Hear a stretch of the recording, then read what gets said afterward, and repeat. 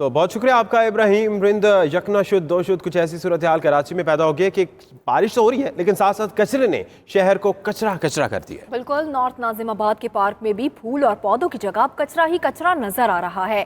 اسی پر ہمیں رپورٹ کریں گے چاند نواب۔ جی چاند نواب، بتائے گا کیا مناظر ہیں وہاں؟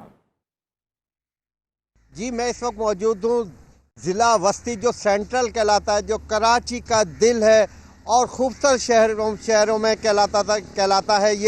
یہ ضلع جو ہے، یہ ضلع سینٹرل بڑا خوبصورت شہر تھا، لیکن میں اس وقت موجود ہوں نارتھ ناظم آباد میں کلندریا پارک۔